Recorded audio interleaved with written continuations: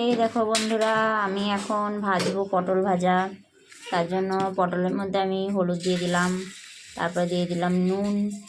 এবার ভালো করে এটাকে আমি মাখাবো, সব কিছু মাখিয়ে কিছুক্ষণ রেখে তারপরে এটাকে ভাজবো। কিছুক্ষণ রাখবো, কারণ তাহলে পটলের মধ্যে নুনটা ভালোভাবে সুন্দরভাবে ঢুকে যাবে।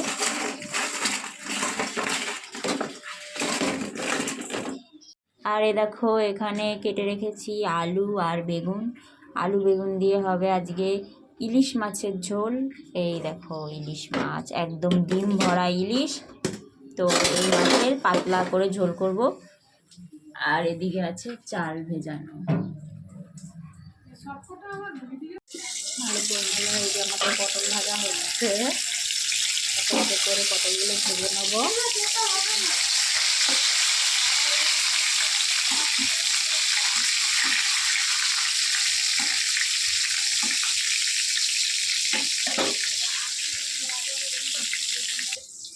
এদিকটাতে বেগুন আলু ভেজে রেখে দিয়েছি, এটা স্কিপ হয়ে গেছে, ভিডিওটা নেওয়া হয়নি।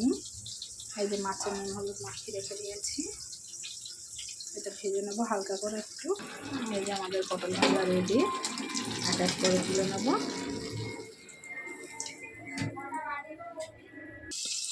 মাছগুলো ভেজে নিচ্ছি, হালকা করে ভেজে নিচ্ছি।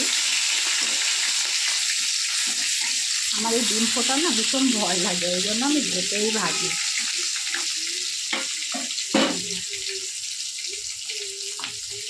এদিকে কিছুটা ভাজা হয়ে গেছে, কিছুটা অংশ এদিকে দু পিস বাকি আছে। এটা হয়ে গেলে রান্নাটা বসিয়ে দেবো। এখানে অল্প একটু মাছের তেল আছে, এটাই তেলের মধ্যে দিয়ে একটু ভেজে নেব। বেশ ভালোই লাগে মাছ, ইলিশ মাছের তেল দিয়ে ভাতটা খেতে। একটু দিয়ে একটু ভেজে নেব।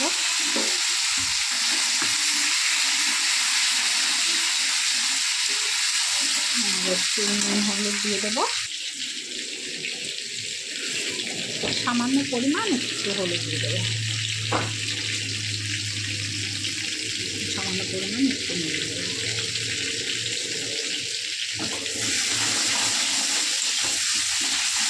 সেই জিনিসটা দিয়ে ভাত খেতে ভালোই লাগে, থালা ভাত খাওয়া হয়ে যায়।